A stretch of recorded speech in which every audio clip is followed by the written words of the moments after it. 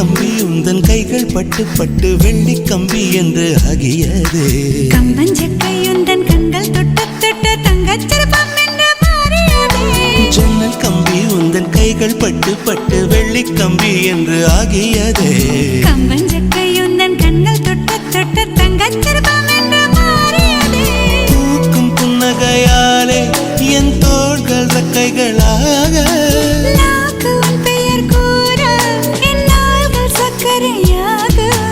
தலை கீழ் தடுமாற்றம் தந்தாய் என்னில் என் கால்வெண்ணில். நான் பறிந்து வைத்து சூரியன் ஒளிருகின்றது.